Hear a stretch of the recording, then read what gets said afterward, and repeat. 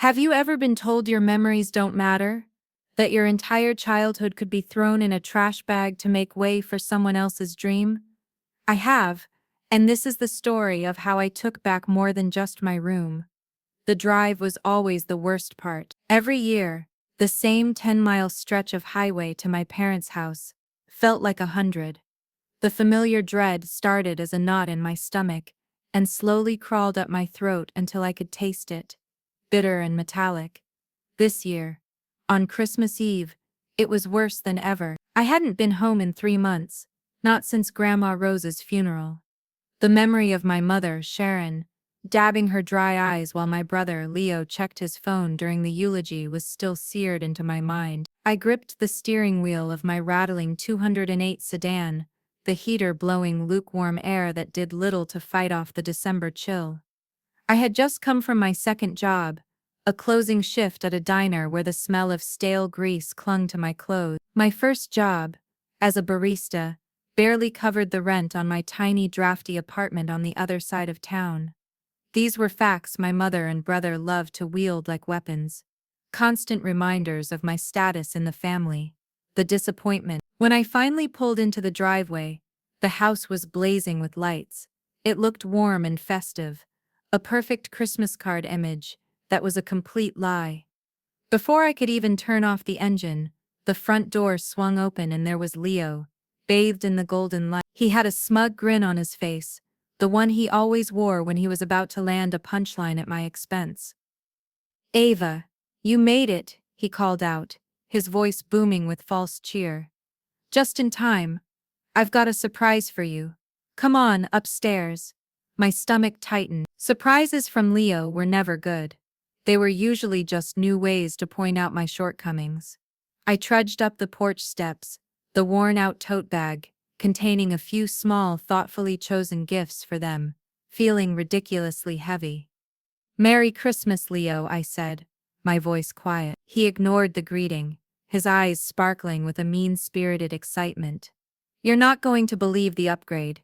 Mom and I have been working on it for weeks." He led me through the living room, past my father who was sitting in his armchair staring blankly at the television, offering me nothing more than a slight nod.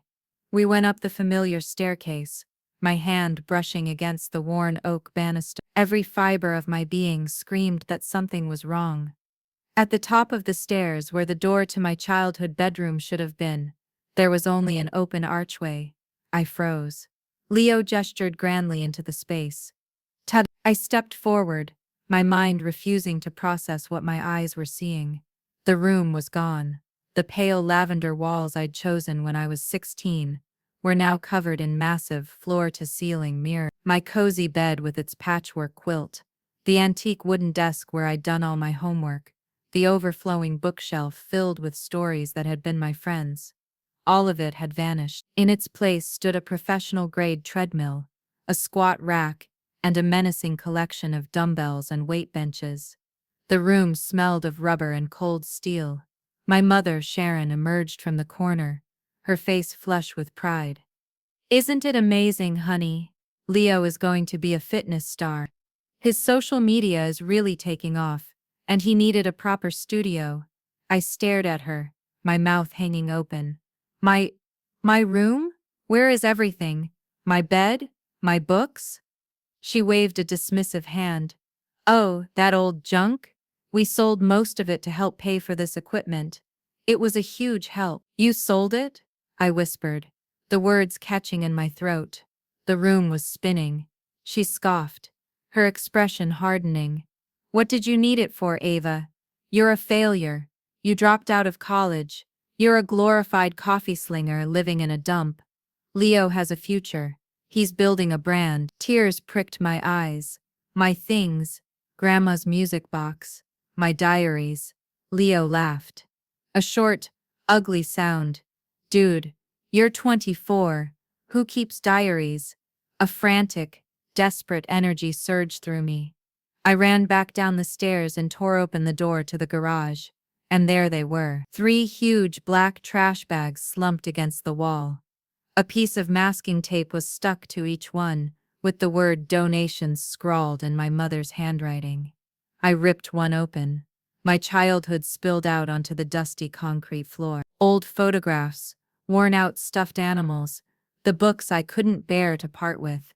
And at the very top, glinting under the harsh garage light, was the small silver music box my grandmother had given me on my 10th birthday. I let out a sob, a raw, wounded sound. I gathered the music box in my hands and stalked back inside, the tears now flowing freely down my face. "You were going to give this away," I screamed, holding it up. "This was Grandma's." My mother's face twisted in annoyance.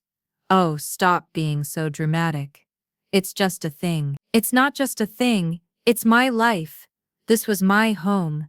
This is our home," she spat back, "and we decide what happens in it. We are investing in your brother's success, something you know nothing about." They laughed at me, both of them. My mother's thin, cruel laugh and Leo's booming, arrogant one. They echoed in the festive house, mocking my pain. I looked at my father, pleading with my eyes. He just sank deeper into his chair, his face a stony mask. He wouldn't help me. He never did. "I can't believe you," I choked out. "If you can't be supportive of your own brother, then you have no place here," my mother declared, her voice cold as ice. "We won't have your negative energy ruining our Christmas. You are banned from this house until you can grow up and stop being so selfish." She pointed a long, manicured finger toward the door. "Get out." They kicked me out, into the freezing Christmas Eve night, with nothing but one trash bag of my most precious memories clutched to my chest. The door slammed shut behind me, cutting off the warm light and leaving me in the bitter, unforgiving darkness. The cold was a physical shock. One moment I was in the stifling, emotionally charged heat of the house, and the next I was on the porch, the freezing December air sucking the breath from my lungs. I stumbled to my car, my body shaking uncontrollably, a mixture of rage and profound, bottomless grief. I threw the heavy trash bag onto the passenger seat and collapsed behind the wheel, the sobs I'd been holding back finally breaking free in huge, shuddering gasps. I spent Christmas Eve in my car. I drove aimlessly for a while, the festive lights of other people's homes blurring through my tears, each glowing window a painful reminder of the warmth I'd just been cast out of. I finally pulled into the deserted parking lot of a closed-down strip mall and cut the engine. The silence was absolute. I was completely and utterly alone.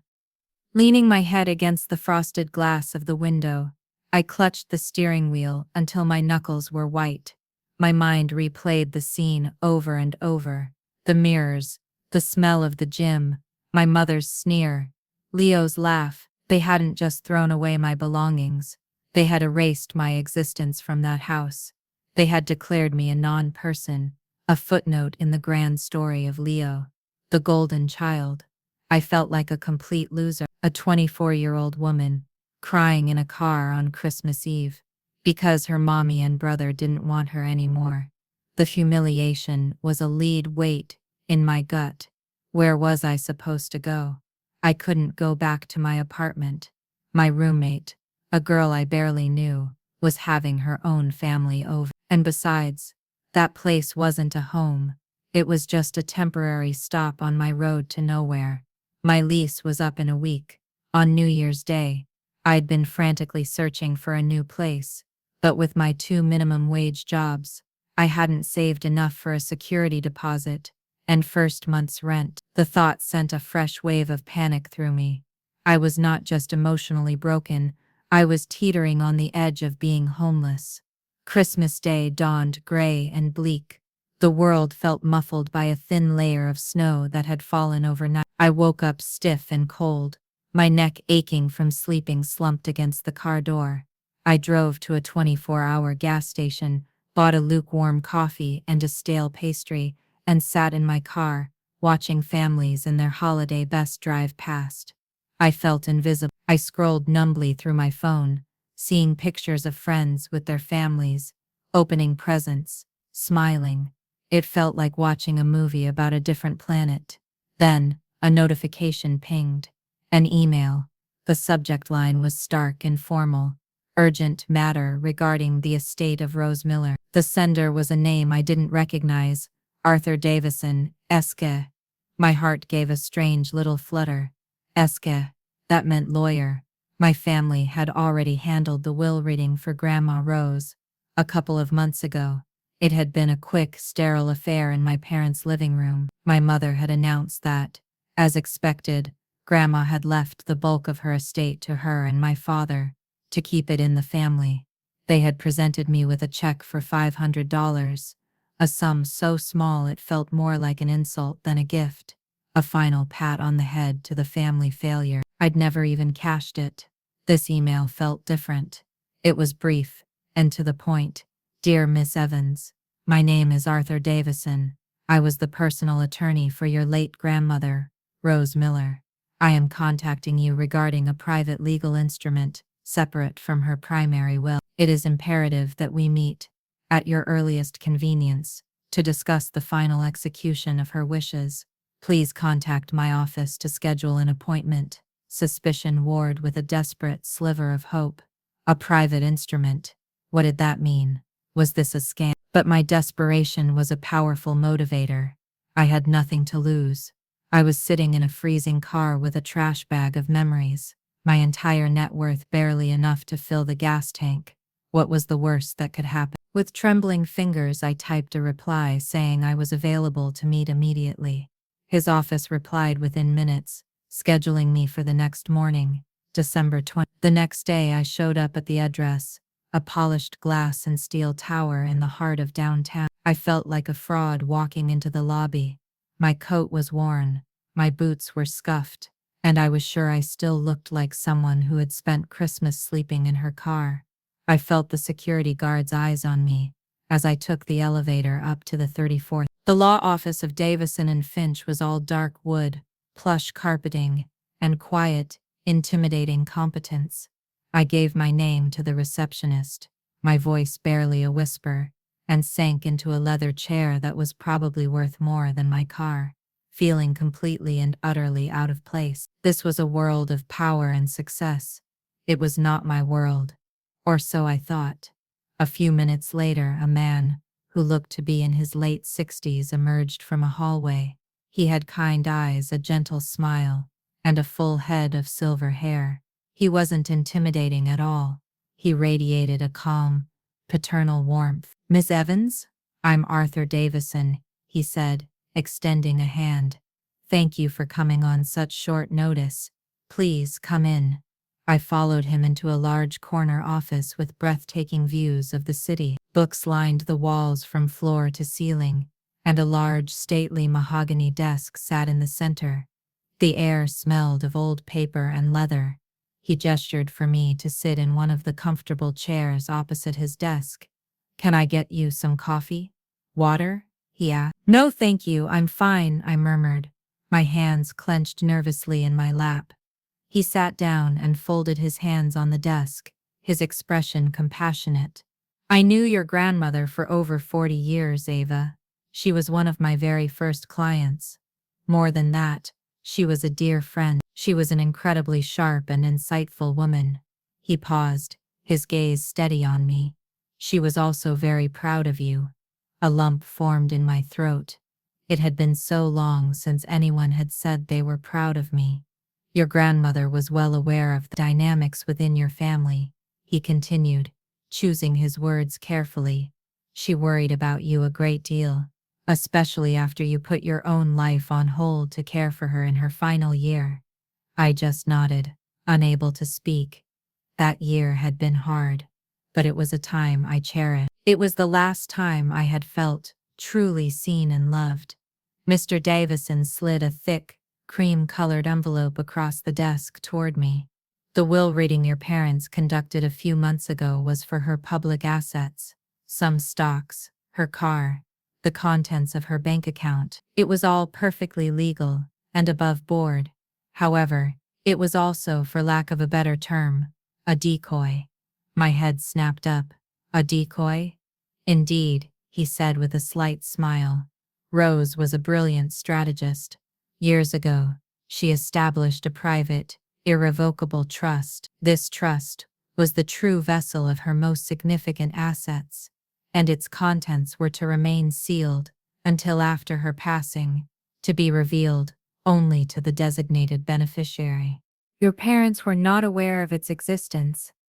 He tapped the envelope in front of me. You, Ava, are the sole beneficiary and trustee of the Rose Miller Trust. My mind went blank. I couldn't process the words. Sole beneficiary? Trust? I stared at the envelope as if it were a venomous snake. With trembling hands, I reached for it and opened the flap. The first document I pulled out was thick and official, covered in seals and signatures. At the top, in bold letters, were the words, property deed. I scanned the legal description, my eyes catching on the address. It was the address of my childhood home, the home I had been kicked out of 2 nights before. I looked up at Mr. Davison, my eyes wide with disbelief. I don't understand. This is my parents' house. No, Ava, he said gently. It was never their house. It was your grandmother's house. She inherited it from her parents. She allowed your mother and father to live there rent-free for 30 years to raise their family, but the title always remained in her name. And now, it's in yours. You are the legal owner. The room tilted. I owned the house where my room had been turned into a gym, the house my mother had just banned me from. The irony was so staggering, so immense, that I felt a hysterical laugh bubble up in my chest, but I choked it down. There was more in the envelope. The next item was a sleek, black debit card, with my name on it. Tucked behind it was a bank statement. I unfolded it, my eyes scanning the numbers. I had to read it 3 times before the figure registered. It was a sum of money so large it seemed fictional. It was her entire life's savings, carefully invested and grown over decades. I was not poor. In fact, I was suddenly, shockingly wealthy. The last item was a handwritten letter on pale blue stationery, folded neatly. It was my grandmother's elegant, looping script. My hands were shaking so badly I could barely hold it steady. My dearest Ava, if you are reading this, it means I am gone, and that my plan has worked. I am so sorry to have left you, my sweet girl, but I hope this inheritance will give you what I always wanted for you, a choice. I know your heart. You are kind and gentle, and you love with a fierce loyalty that your mother and brother have never understood. They see your kindness as weakness, Ava, and they will continue to take advantage of it for as long as you let them. I have watched them clip your wings for years, and my biggest regret is not stepping in more forcefully. So I am stepping in now. This is not a gift for revenge, my dear, though I won't blame you if you feel a little vengeful. This is a gift for freedom. The house is your shield. It gives you security and a foundation that no one can take from you. This money is your sword. It gives you the power to build a life of your own design, far from their shadows and their judgment. Be smart. Be patient. Do not reveal this to them until the time is right. They believe you are a nobody. Let them. Use their arrogance against them. Build your strength in silence. You have the heart of a lion, Ava. It's time to let it roar. Know that I loved you more than words can say. You were the light of my life. All my love. Grandma Rose. Tears streamed down my face. But this time they weren't tears of pain. They were tears of overwhelming love and gratitude. The inheritance wasn't just money and property. It was a validation. It was a secret alliance that reached across death itself. My grandmother had seen me, all of me, and she had given me the ultimate tools to save myself. I wasn't a victim anymore. I was armed. I walked out of Mr. Davison's office, feeling like a completely different person. The city streets that had seemed so intimidating an hour ago now looked like a landscape of pure opportunity. The weight of desperation had been lifted from my shoulders, replaced by a strange, electric calm. Grandma Rose's words echoed in my mind. Be smart. Be patient. Revenge was a tempting, fiery thought. I pictured myself marching back to the house, waving the deed in their faces. watching the shock and horror dawn on their arrogant features. But that would be a fleeting victory. Grandma had given me the tools for freedom, not just a single moment of satisfaction. Her plan was more elegant, more profound. It was about building a life so successful that their opinions would become utterly irrelevant. The secret war had begun. My first move was to follow her advice to the letter. Patience. I didn't tell a soul. I went back to my tiny apartment, and for the first time, in months, I didn't feel the walls closing in. I felt safe in my anonymity. Using the debit card for the first time felt surreal. I transferred a small amount to my regular checking account and went online. Within an hour, I had found a clean, modern, one-bedroom apartment in a secure building, available for immediate move-in. I paid the entire year's lease up front. The feeling of relief was so intense, it almost made me dizzy. I had a home, a real home, that was mine, and mine alone. The next day, I walked into the coffee shop, handed in my 2 weeks' notice, and then did the same at the diner. Quitting those 2 dead-end jobs felt like shedding a heavy, suffocating skin. It wasn't about the money anymore. It was about reclaiming my time and my energy. My mother's voice echoed in my head, calling me a glorified coffee slinger. Fine. Let her think that. Let them all think I was floundering. Their ignorance was now my greatest asset. With my newfound freedom, I started my first strategic move, learning. Mr. Davison had offered his continued guidance, an extension of my grandmother's support. At his recommendation, I enrolled in a series of online courses from a top university: Business Management 101, Introduction to Contract Law, and Principles of Real Estate. I spent my days in my new, quiet apartment, studying. I filled notebooks with plans and ideas. For the first time since I'd left college to care for Grandma, my mind felt sharp and alive. I was building an arsenal of knowledge, preparing for a battle they didn't even know was coming. About 2 weeks into my new life, my phone rang. The caller ID read, Aunt Carol, my mother's younger sister. I hesitated before answering, my stomach twisting. I knew what this call would be. Ava, honey, it's Carol, she said, her voice laced with a rehearsed fluttery concern. Hi, Aunt Carol, I said, my tone flat. I just wanted to call and check on you. I heard what happened on Christmas Eve.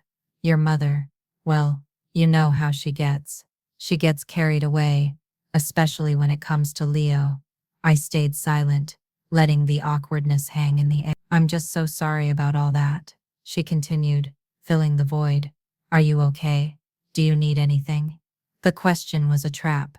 If I said yes, she would offer platitudes but no real help.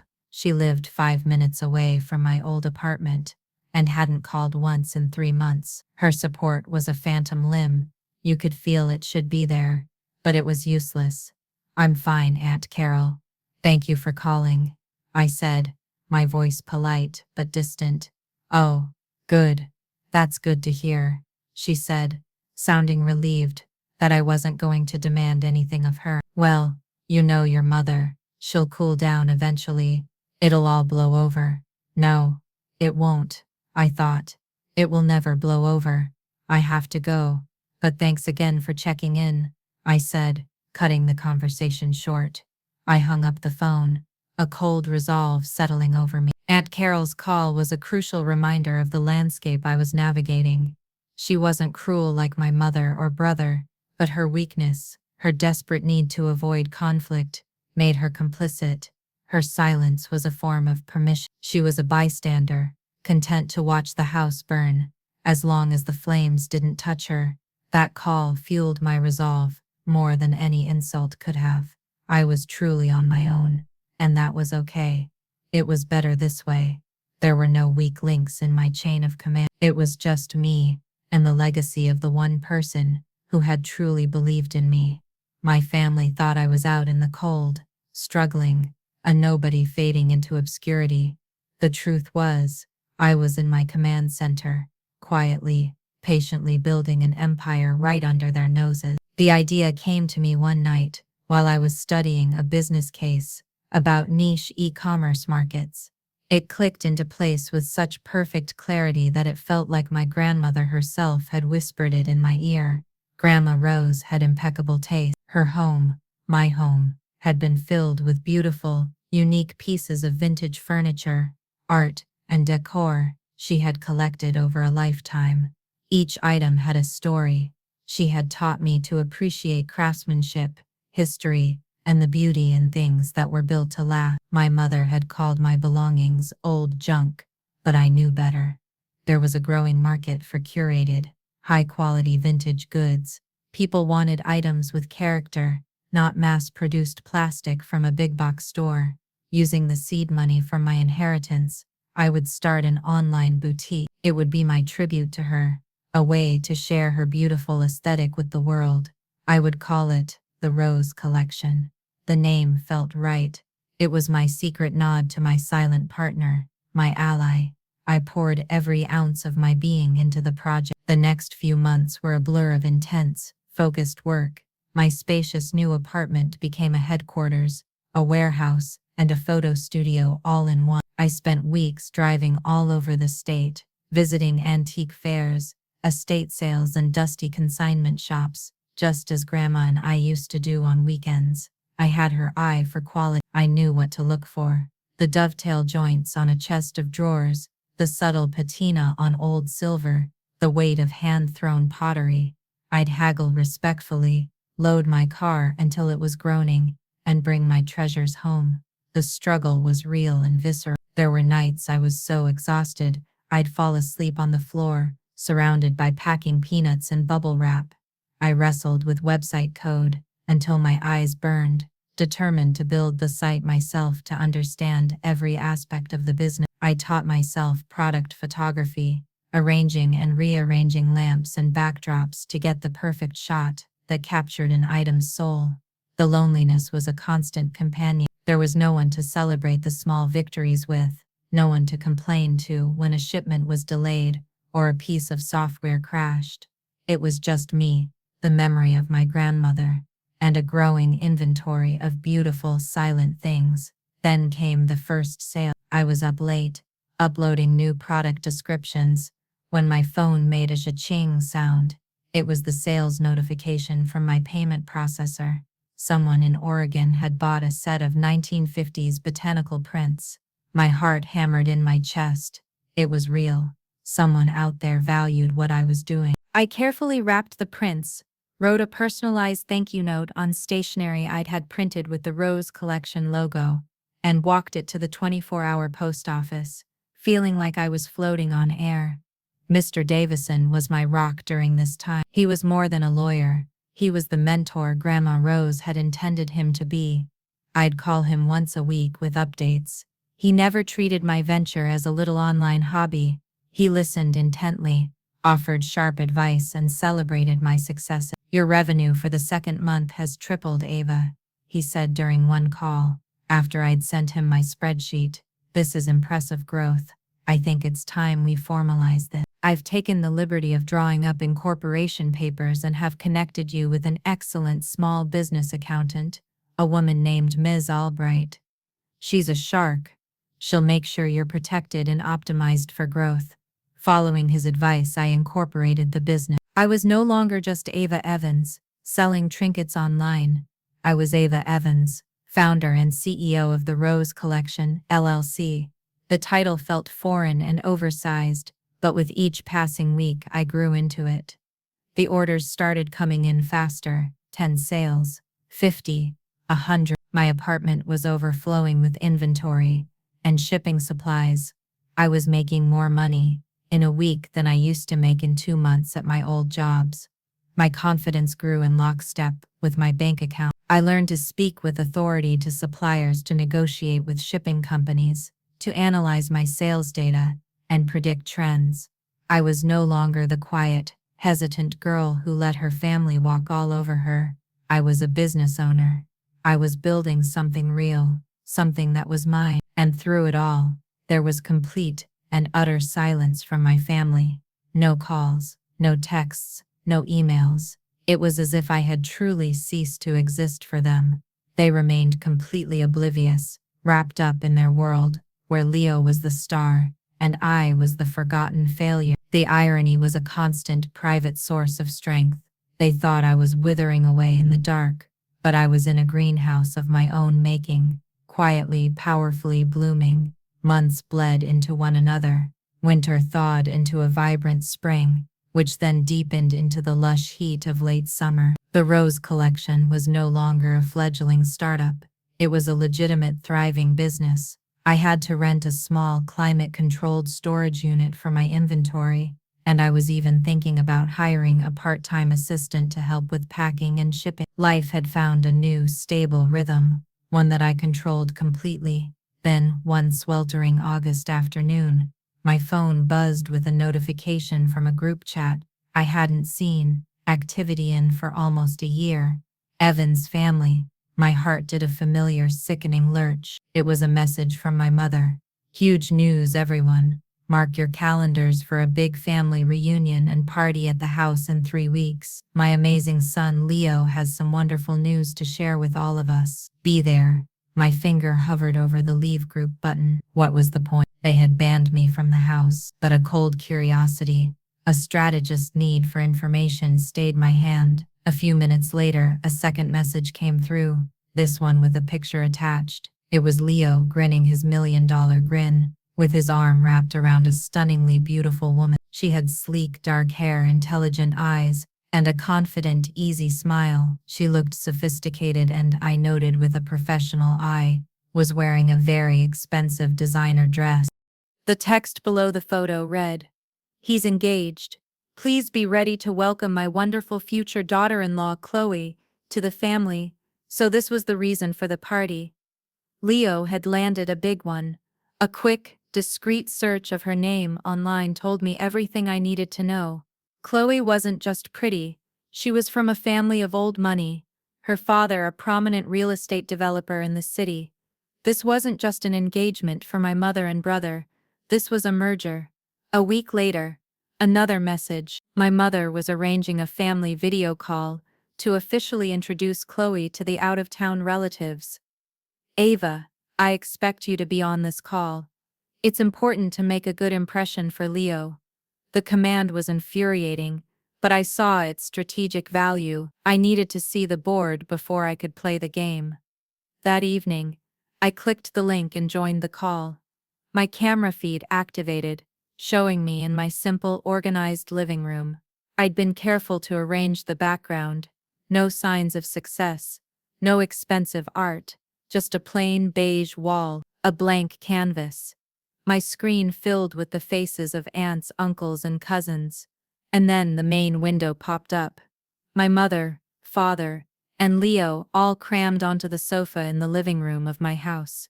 And sitting next to Leo, looking poised and elegant, was Chloe. The call was as insufferable as I'd expected. My mother, Sharon, dominated the conversation, singing Leo's praises. Chloe's father is just so impressed with Leo's drive. She gushed to the grid of faces. He sees a real entrepreneur in him. They've been talking about potential partnerships, finding a location for Leo's first high-end gym. Leo puffed out his chest. "It's all about branding. You have to project success to be a success." I stayed silent, a ghost in the machine, but Chloe was perceptive. After about 20 minutes of non-stop gushing about Leo, her eyes scanned the Brady Bunch squares on her screen and landed on me. "It's so nice to meet all of you," she said, her voice smooth and polished. She turned her head slightly, looking at my square. "Ava, right? Leo's told me a little about you. It's lovely to meet you. What is it that you do?" The question was polite, genuine even. But before I could formulate an answer, my mother jumped in, her voice dripping with condescension. "Oh, Ava has a little online hobby," she said with a dismissive wave of her hand. She mocked me in front of this stranger, this new family member. "She sells old trinkets on the internet. It's cute, keeps her busy." I saw Chloe's smile tighten ever so slightly. Her intelligent eyes flickered to my mother, then back to me.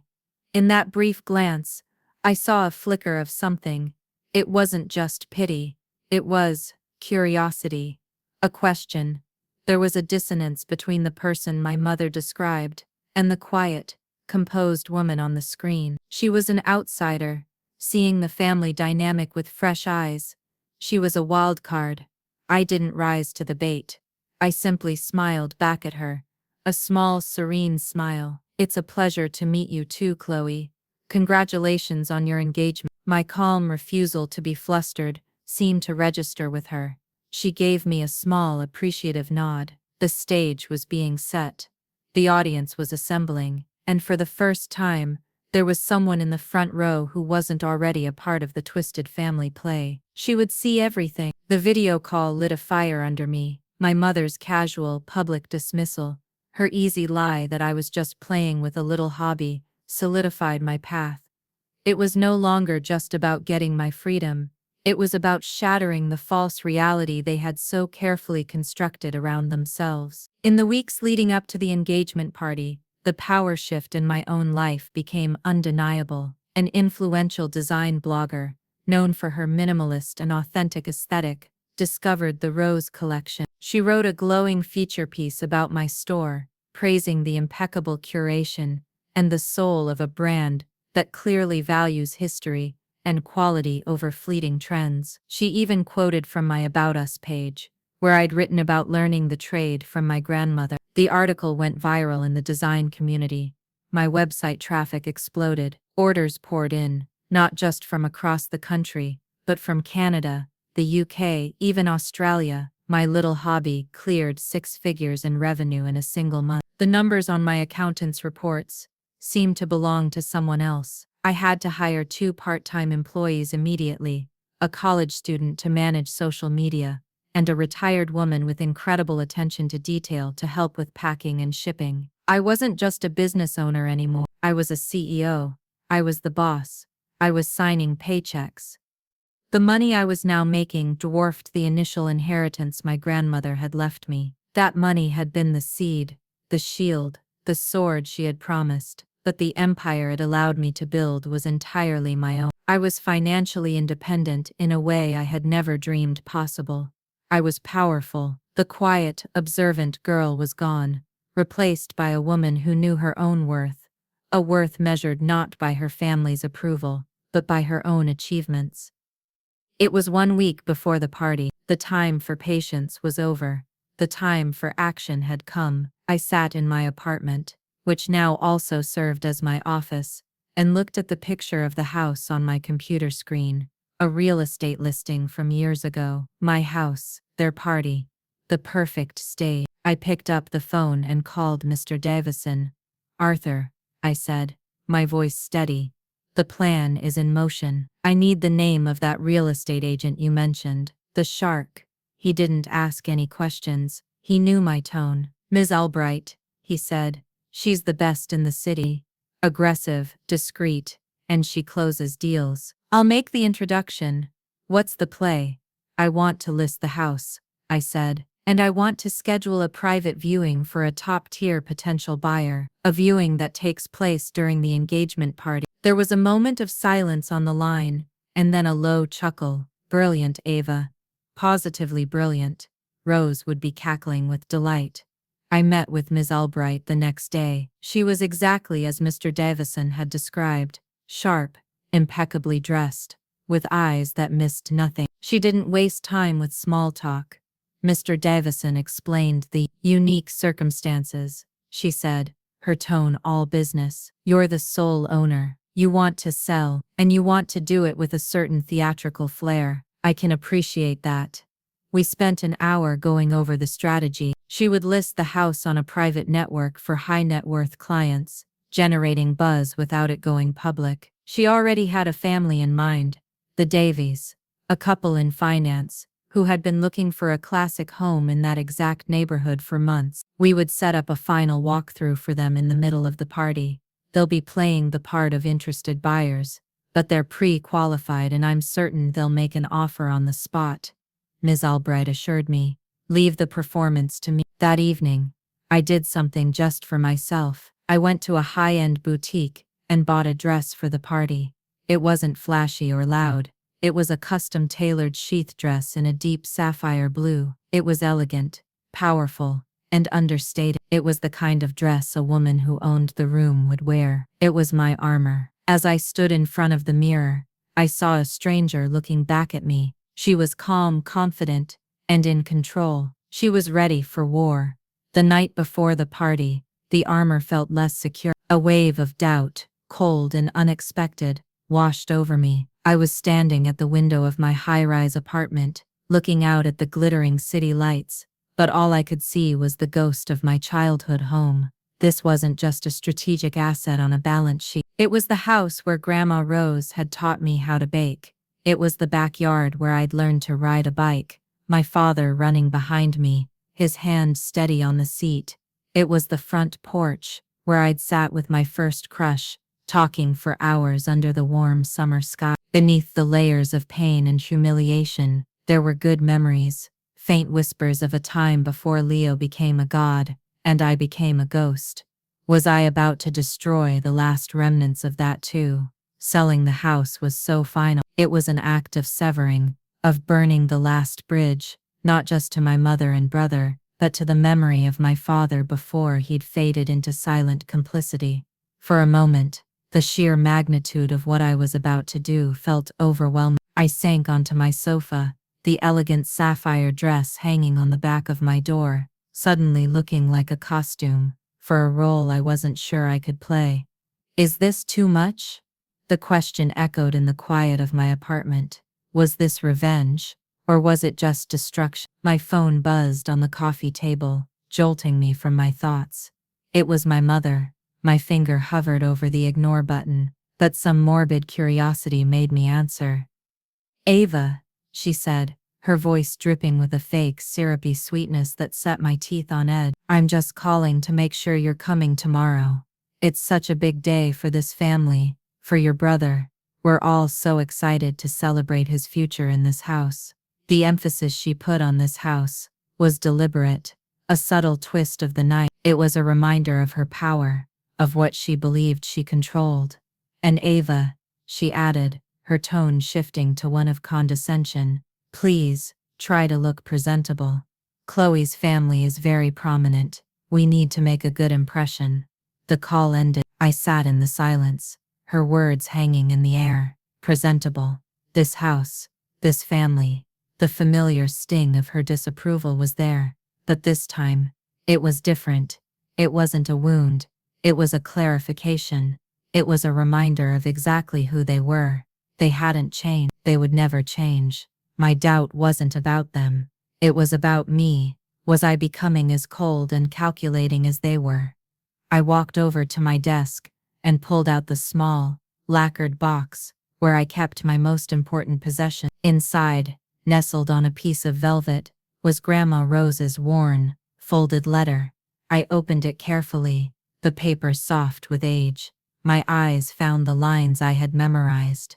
"They will not change, Ava. This is for your freedom." Her voice, her unwavering strength, seemed to fill the room. It cut through the fog of my doubt like a lighthouse beam. This wasn't about destroying the past. My good memories were mine to keep. They lived in my heart, not in the wood and plaster of that house. The house itself had become a prison for my family's toxic narrative. Selling it wasn't an act of destruction. It was an act of liberation. I wasn't doing this for revenge. I was doing this for me and for her. I was choosing freedom, just as she had instructed. The hesitation vanished, replaced by a cold, clear purpose.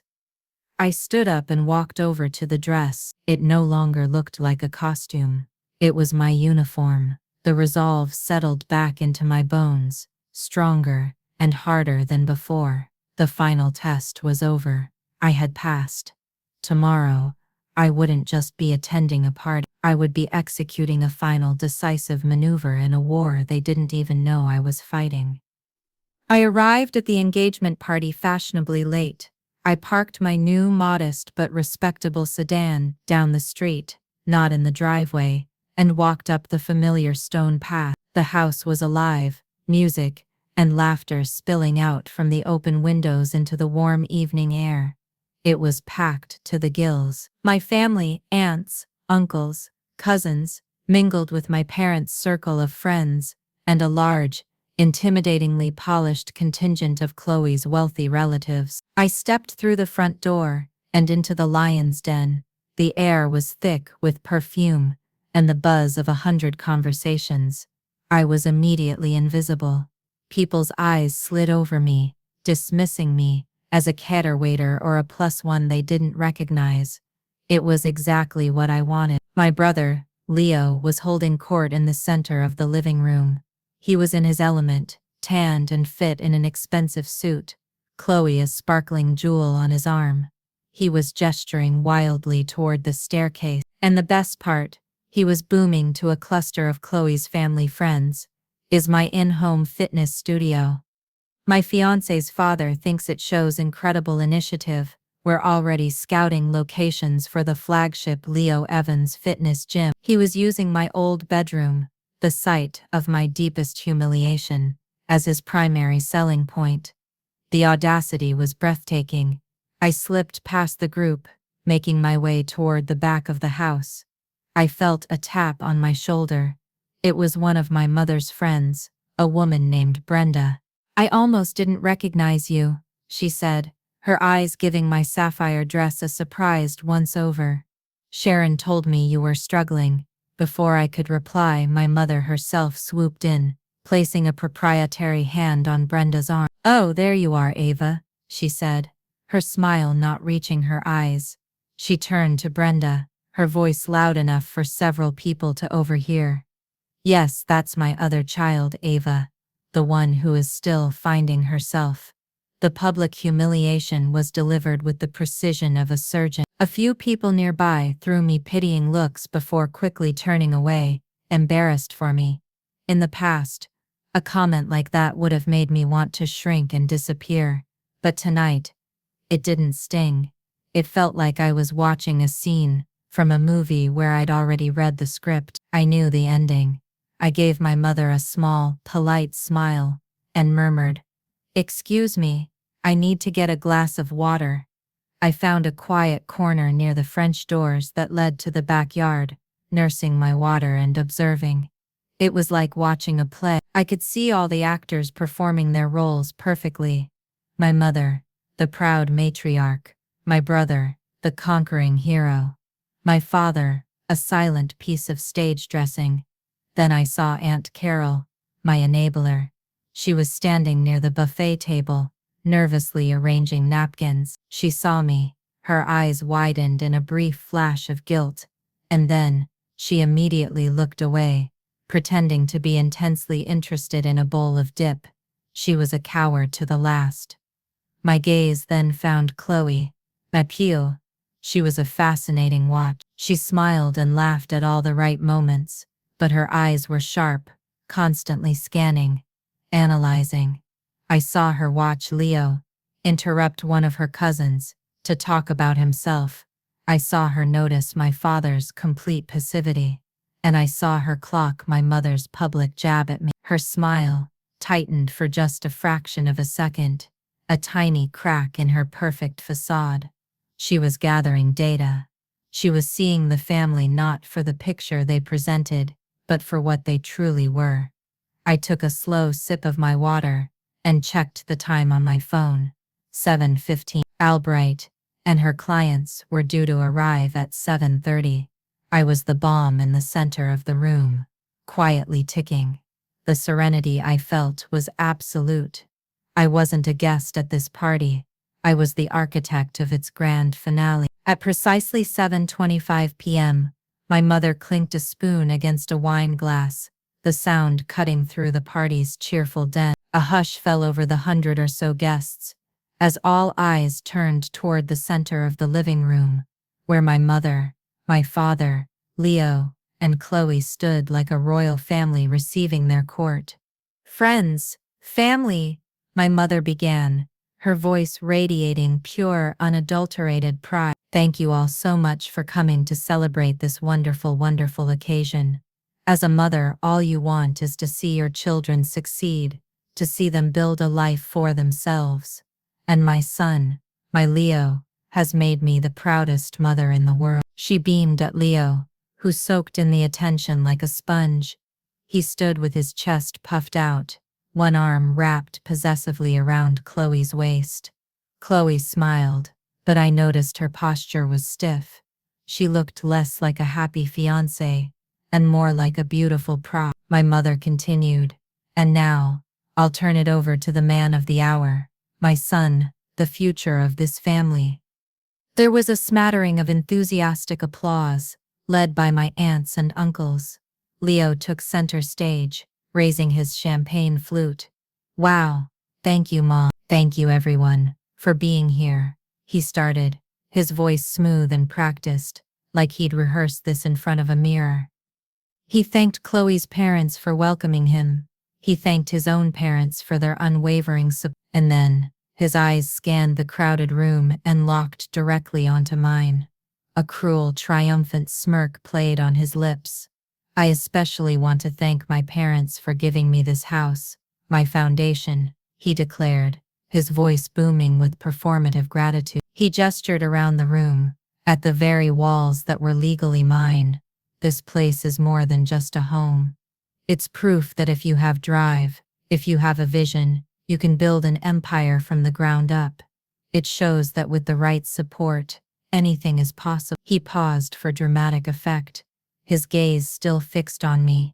The entire room seemed to follow his line of sight, turning to look at the quiet girl in the blue dress standing in the corner. I could feel dozens of pairs of eyes on me. You can't just sit around feeling sorry for yourself and expecting things to happen, he continued, his voice dripping with condescension. You have to work for it. You have to be a shark. Some people just don't get that. He let the insult hang in the air, a public indictment of my perceived failures. They'll be working for people like me their whole lives. A few of his friends and some of my more sycophantic relatives chuckled. It was a low, ugly sound that echoed the laughter I'd heard on Christmas Eve. It was the sound of my humiliation being served up as party entertainment. I didn't flinch. I didn't look away. I just held his gaze, my expression perfectly neutral. My lack of reaction seemed to bother him more than tears would have. He turned his attention back to the room at large, raising his glass higher. So I want to propose a toast to building a future, to success, to the Evans family empire, to the future, my mother echoed, tears of pride shining in her eyes as she gazed at her golden boy. The room erupted in a chorus of cheers, and to Leo and Chloe. As glasses clinked, I watched Chloe. Her smile was completely gone now. It had been replaced by a blank, unreadable mask. She was looking at Leo, truly looking at him, as he preened and accepted congratulations. Then her eyes darted to me, still standing alone in the corner.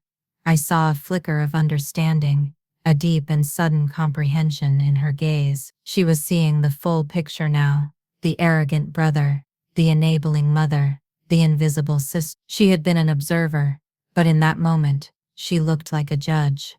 I took a slow, deliberate breath. The toast was over.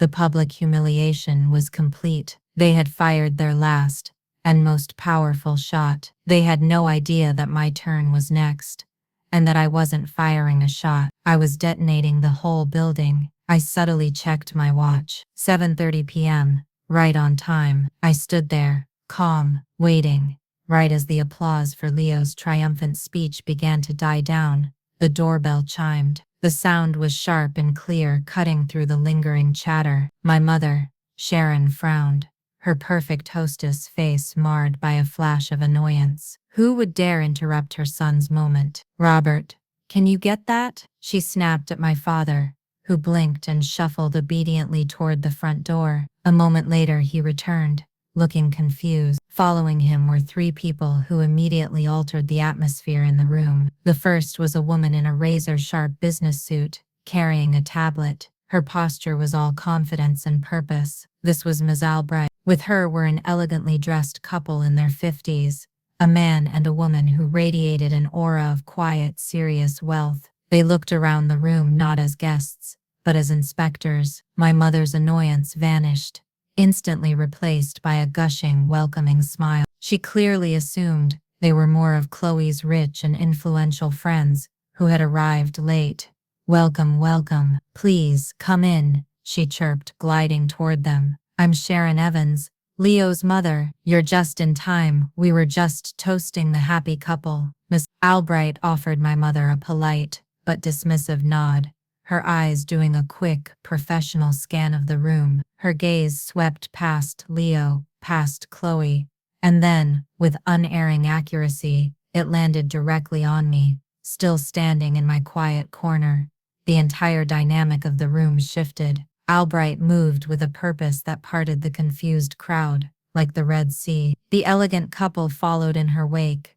Guests fell silent, turning to watch the strange procession. What was going on? Who was this woman? And why was she walking toward the family failure? Miss Albright stopped directly in front of me. Her voice, when she spoke, was not loud, but it was so crisp and clear that it carried easily through the now silent living room. Miss Evans, she said, addressing me with formal respect. So sorry to interrupt your evening. I know we scheduled this for 7:30. This is Mr. and Mrs. Davies. She gestured to the couple beside her. I nodded politely. A pleasure to meet you. Miss Albright continued, her voice a tool of surgical precision. As I mentioned on the phone, Mr. and Miss Davies have had a chance to review the virtual tour and the full property prospectus. They are extremely impressed and are prepared to make an all-cash offer, significantly over the asking price.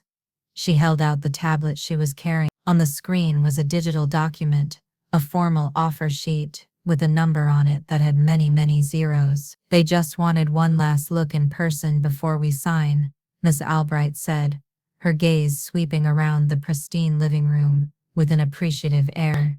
The house is even more stunning than the photos suggested. As the owner, you've maintained it beautifully. Owner.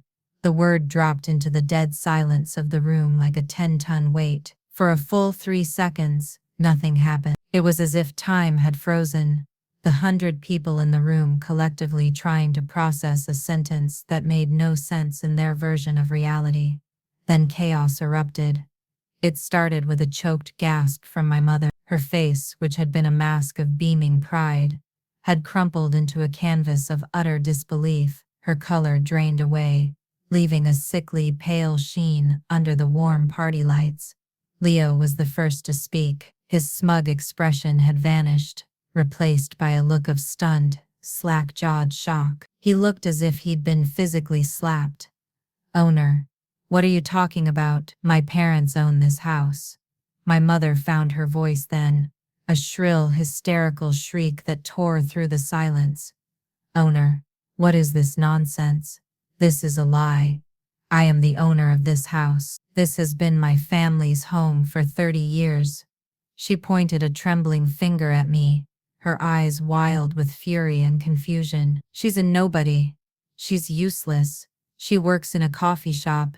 She couldn't own a dollhouse. The insults were automatic, the same tired weapons she always used, but now they sounded pathetic and desperate in the face of the calm, irrefutable scene playing out before them. All eyes in the room were now darting back and forth between my furious, shrieking mother and me, the quiet, composed woman in the blue dress. They were trying to make the puzzle pieces fit, and failing. Ms. Albright didn't even flinch. She looked at my mother not with anger but with a cool, professional pity that was far more devastating. I'm afraid you are mistaken, madam, she said, her tone icy.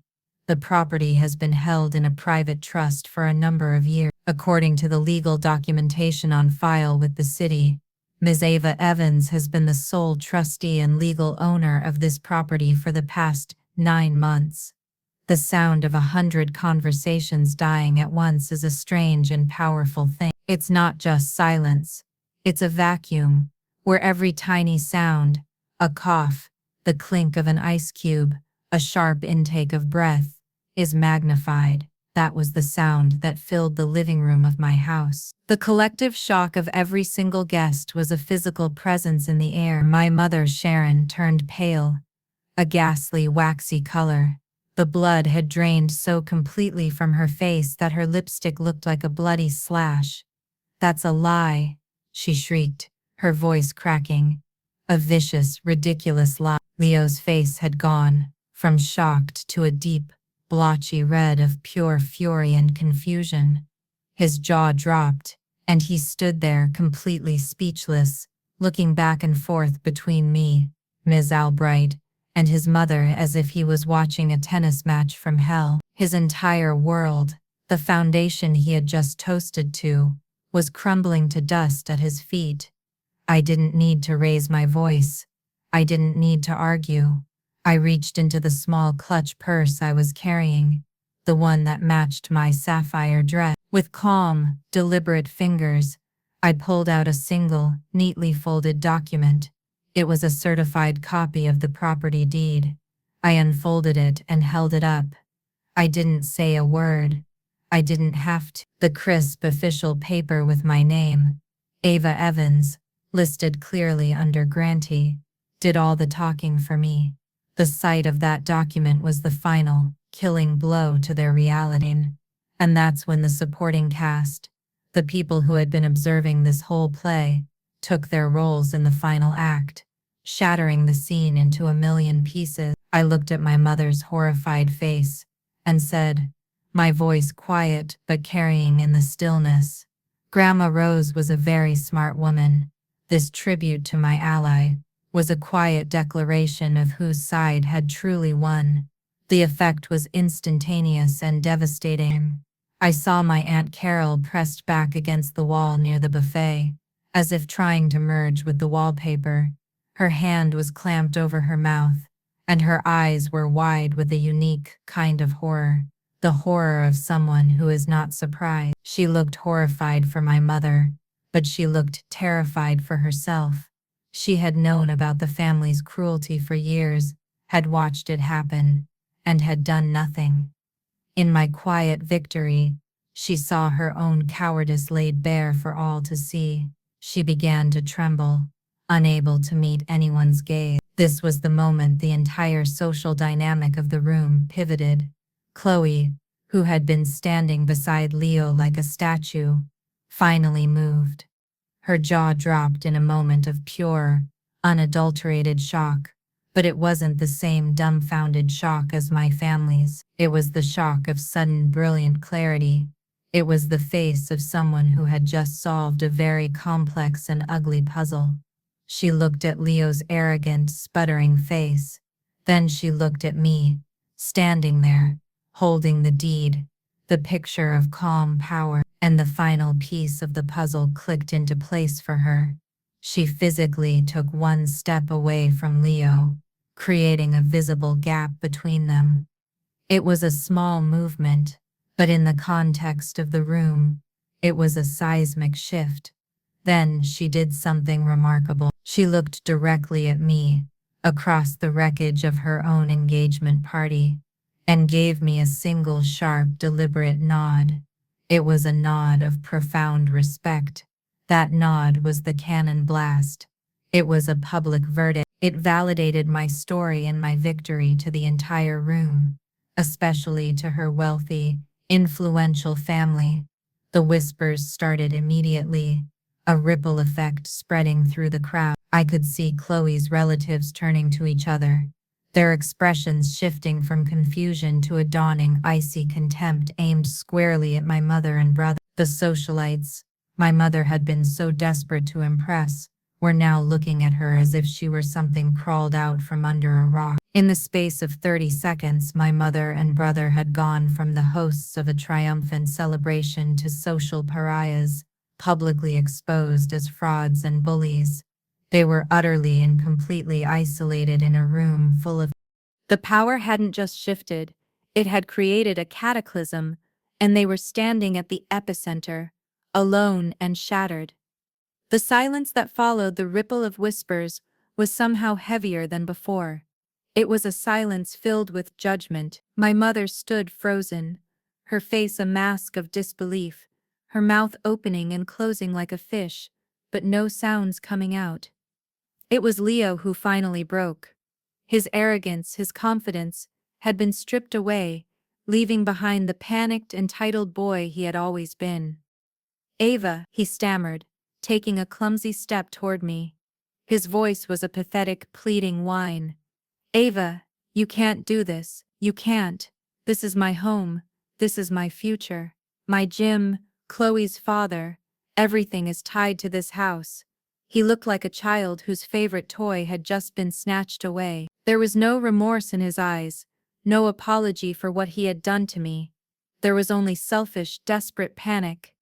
He didn't see me as a sister he had wronged. He saw me as an obstacle that had suddenly appeared in his path. I looked at him, and for the first time, I didn't feel a lifetime of hurt or anger.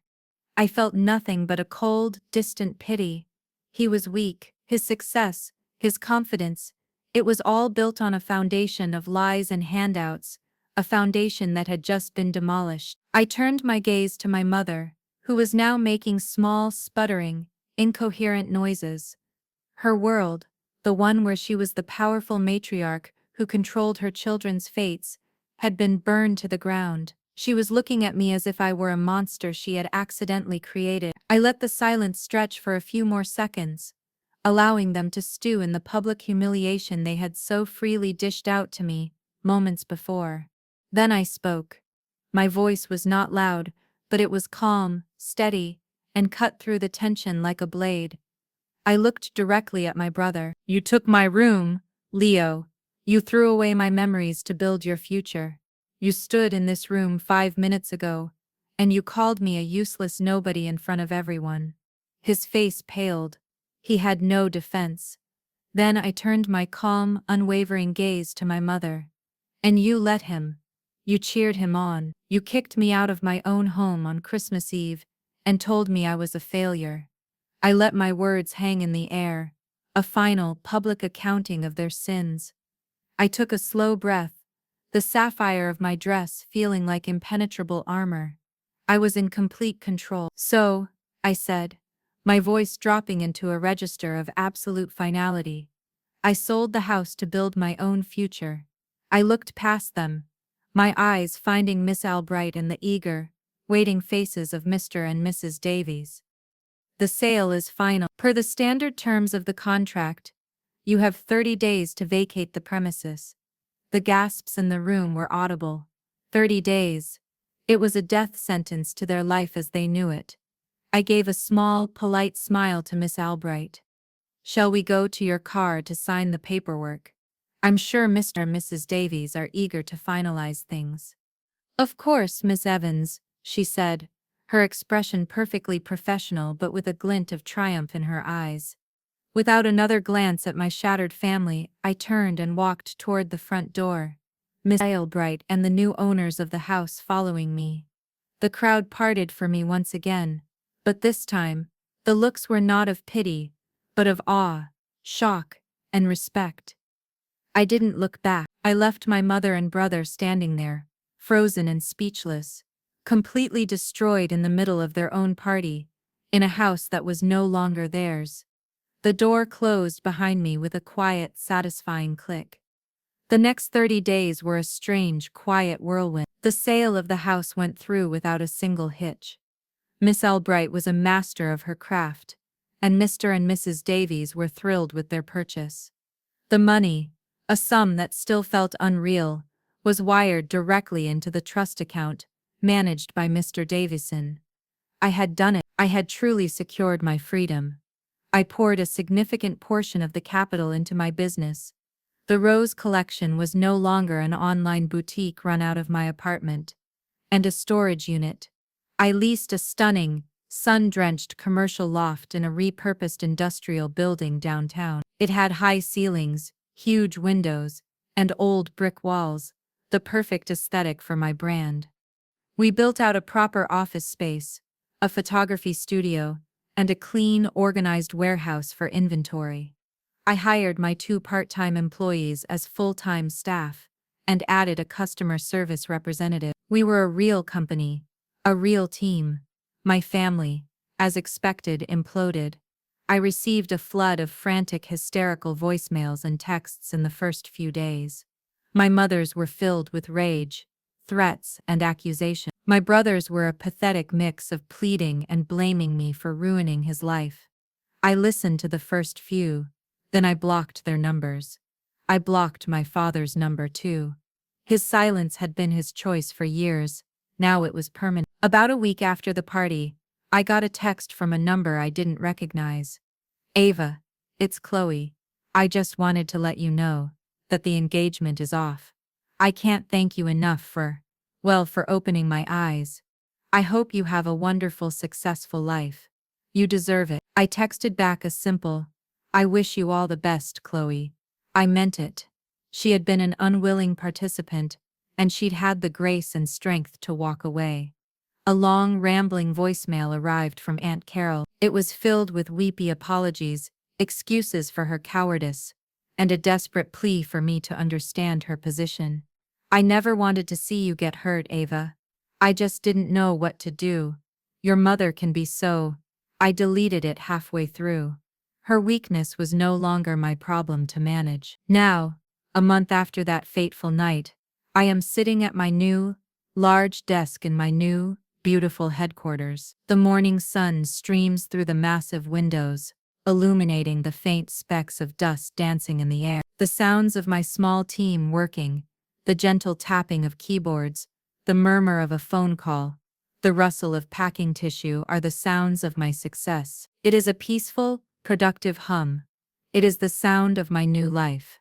I am at peace. The anger, the hurt, the years of feeling small and unseen, it has all receded, replaced by a quiet, unshakable confidence. I don't think about them much anymore. They are ghosts from a different life, a life that no longer belongs to me. My eyes fall to the single framed photograph on my desk. It's not of my new office or a celebratory moment. It's an old, slightly faded picture of me, around age 12, and Grandma Rose. We are in the garden of the house, her arm around my shoulders, and we are both laughing, our heads thrown back in pure joy. The sun is shining on our faces. That is the memory of the house I choose to keep. My mother sold my room, and I sold her house. But in the end, it was never about revenge. It was about what Grandma Rose wrote in her letter. I look at her smiling face in the photo, and Gordon, my story is proof that your worth isn't determined by the labels your family gives you. It's determined by your own resilience and the choices you make when you're at your low. They called me a failure, but they forgot that the most beautiful roses grow from the toughest soil. So I want to ask you all, what labels have you refused to accept in your own life? Let me know in the comments below. Your stories give strength to all of us. And if my story resonated with you, and you believe in the power of fighting for your own happy ending, hit that like button, and subscribe for more stories of strength, struggle, and victory. Thanks for watching.